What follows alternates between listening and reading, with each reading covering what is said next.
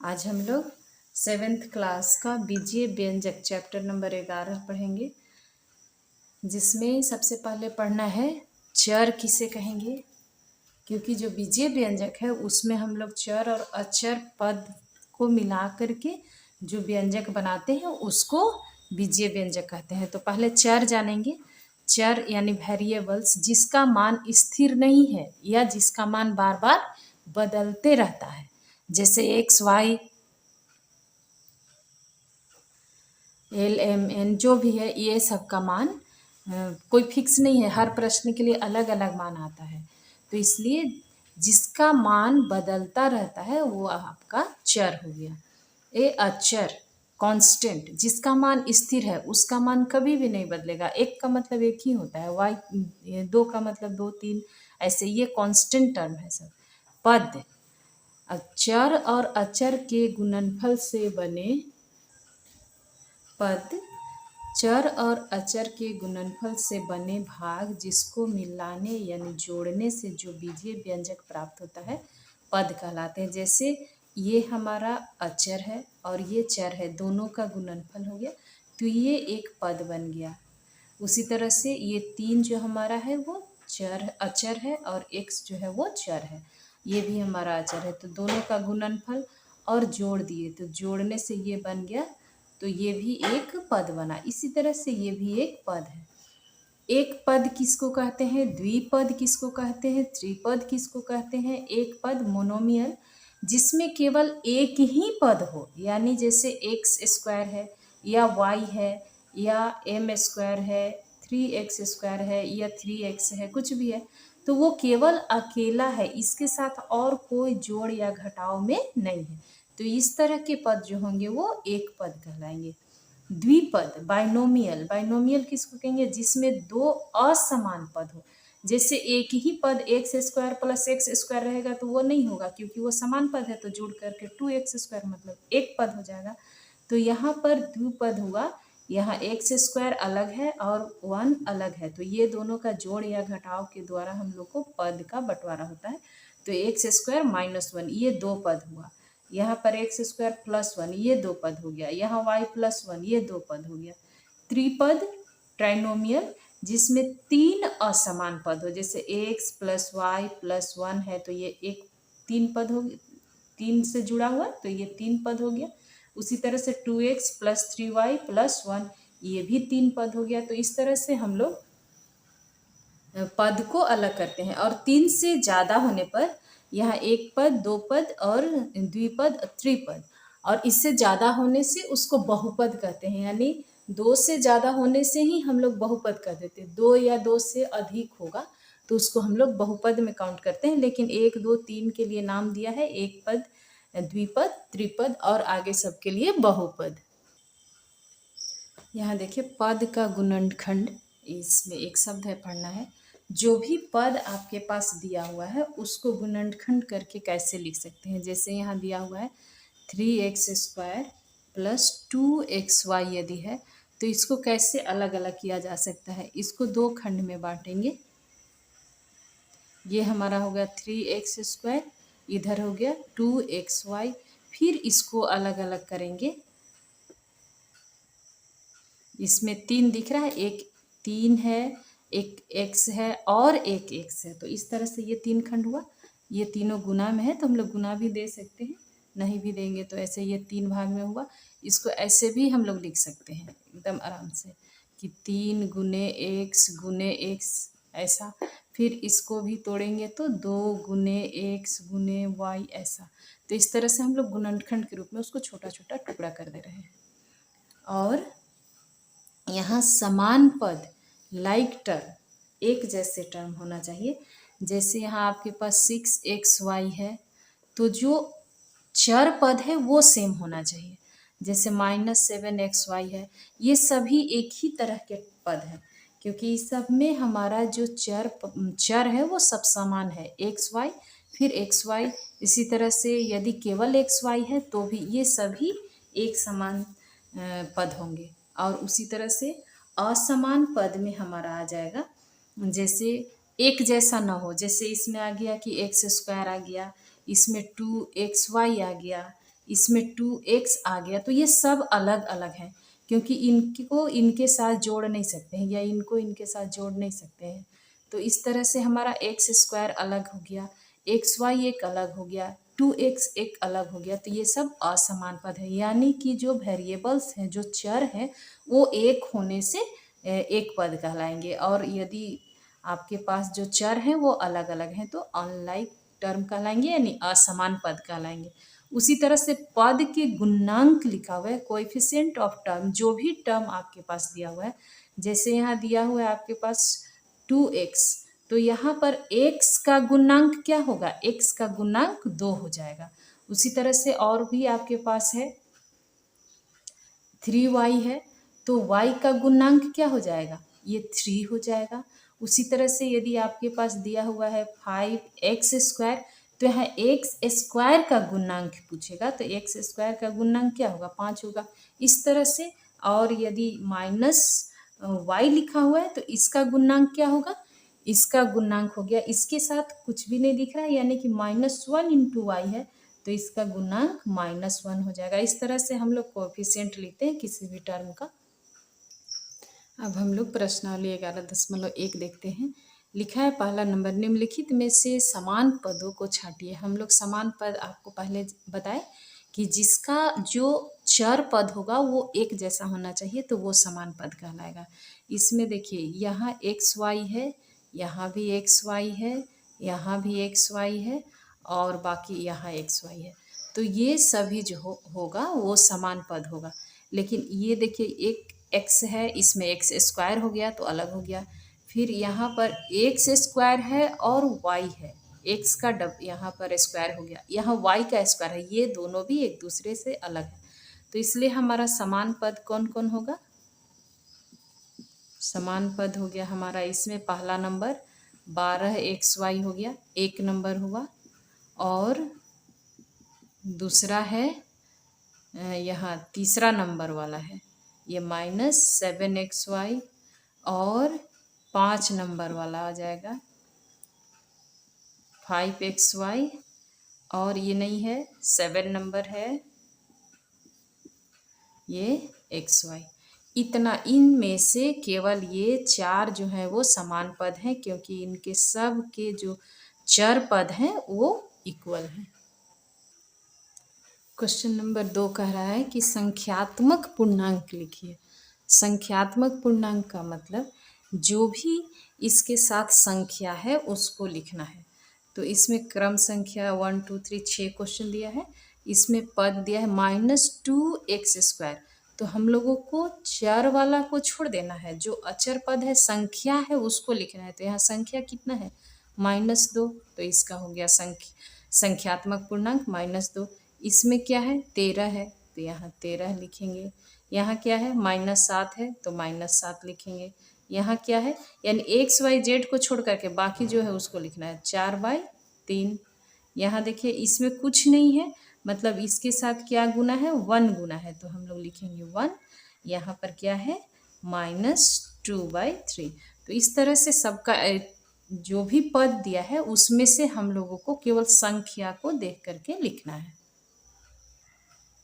तीसरा नंबर प्रश्न देखिए, निम्नलिखित में से एक पद, द्विपद एवं त्रिपद को छांट कर लिखिए। जो आपके पास 10 ठो दिया हुआ पद, उसको छांटना है कि एक पद में कौन कौन है, द्विपद में कौन कौन है और त्रिपद में कौन कौन है। तो यहाँ एक पद लिखिए, एक पद में हमारा कौन होगा, ये तो 1 2 2 पद दिख रहा है, यहाँ ये वाला होगा, यानी दूसरा नंबर है 3x², और यहाँ नहीं है, ये भी 2 पद है, 3 पद है, यहाँ देखिए 6 नंबर है, 2/3 x²।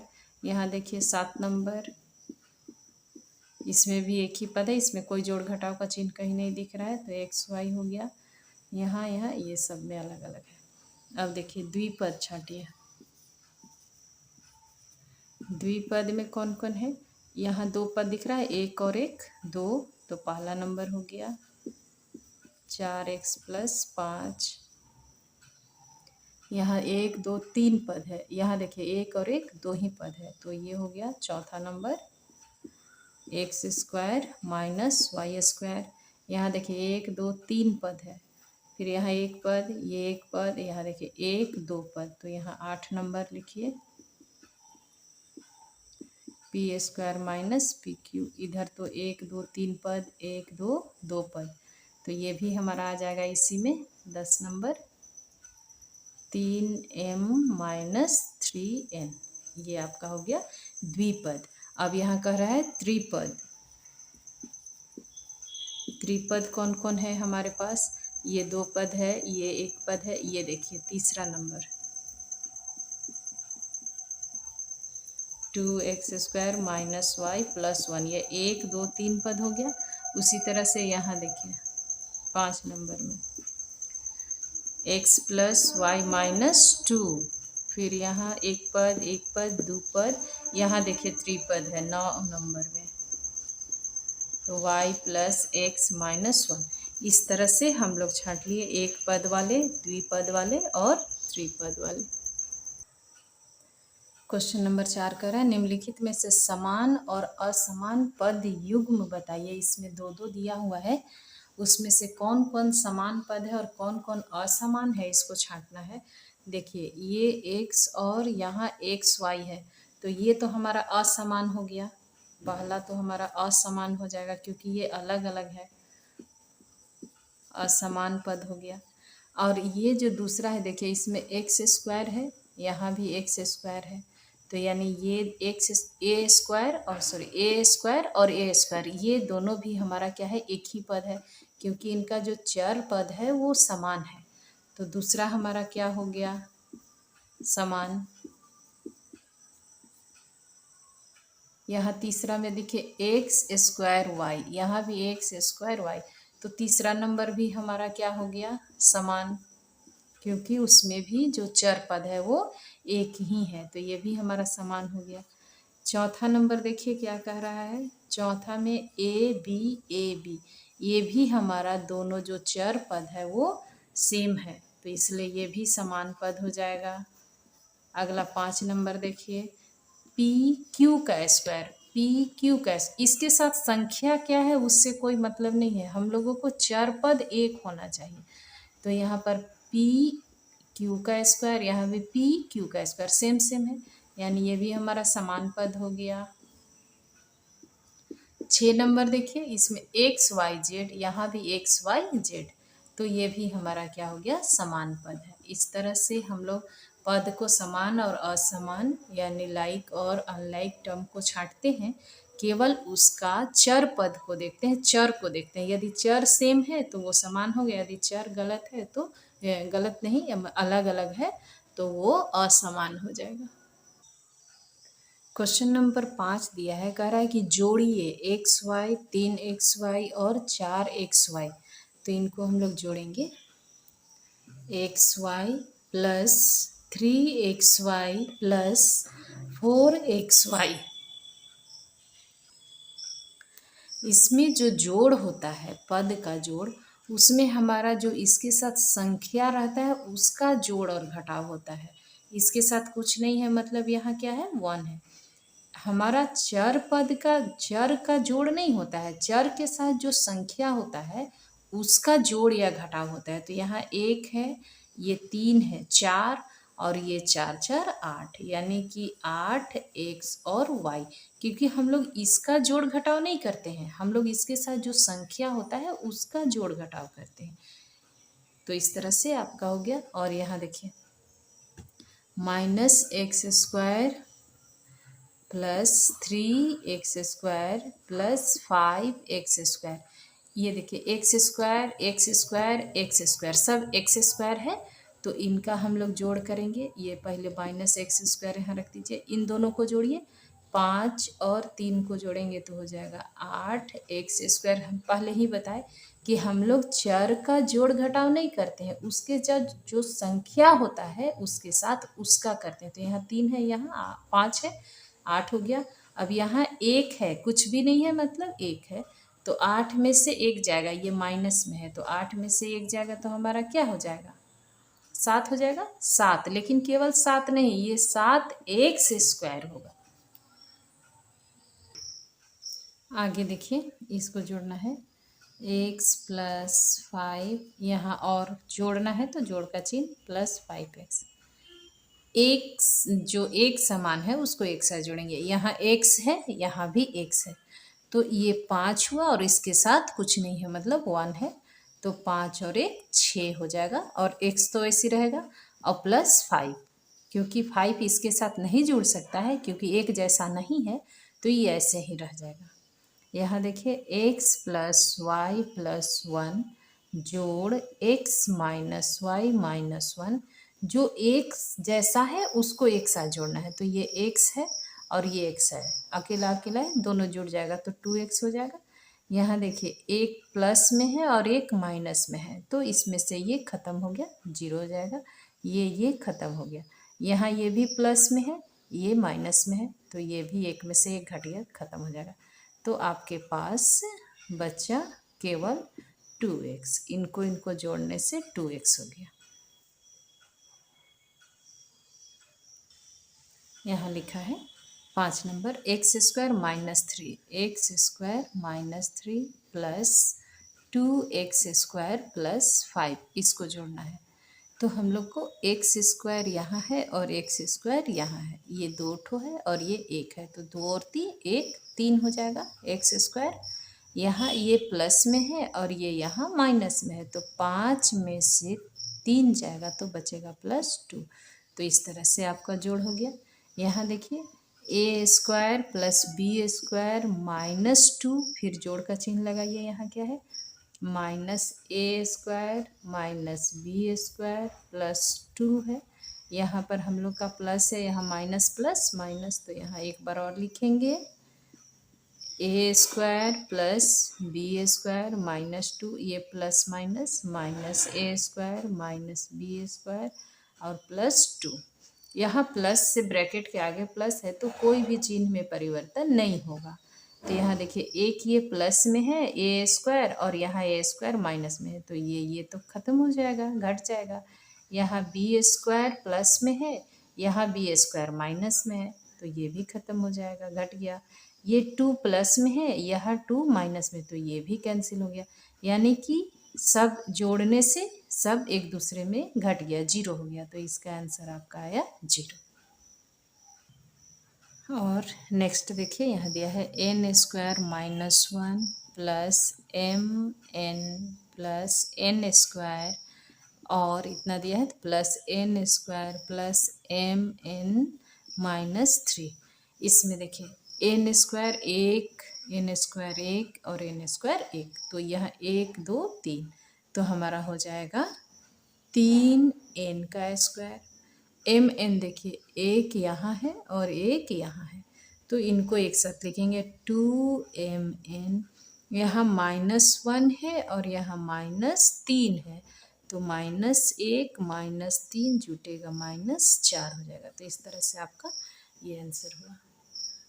क्वेश्चन नंबर 5 का ये लास्ट प्रश्न है, जोड़ने का रहा है इनको, तो हम लोग जोड़ेंगे 2n² -1, यहाँ कॉमा है यानी प्लस का चिन्ह लगाएंगे, 4mn -n², यहाँ एंड है तो यहाँ भी जोड़ का चिन्ह लगाएंगे, -n² प्लस mn -5, यहाँ जोड़ना था, जोड़ का चिन्ह लगाने से कोई प्रभाव नहीं पड़ेगा। दूसरा लाइन में हम लोग लिखेंगे 2n² -1 प्लस 4mn -n², यहाँ प्लस माइनस माइनस हो जाएगा, यहाँ प्लस है प्लस mn -5। अब यहाँ देखिए ये 2n² और यहाँ पर कितना, एक माइनस में n², यहाँ -n², तो एक लाइन और हम लोग को लिखना पड़ेगा, इसलिए नहीं लिखेंगे, और 2n² हो गया, ये -1 -1 यहाँ हो गया -2n², उसी तरह से 4mn और 1mn, तो 5mn हो गया। यहाँ देखिए ये -1 और ये -5, तो हो गया -6, कोई नहीं छूट रहा है, और इसीलिए हमारा ये 2 प्लस में है n² और 2n² माइनस में है तो ये दोनों कैंसिल हो जाएगा, तो हमारा बच गया 5mn-6। इस तरह से हम लोग जोड़ते हैं या घटाते हैं जो पद है। पद का जोड़ घटाव में उसके चर का जोड़ घटाव नहीं होता है, केवल उसके साथ जो अंक होता है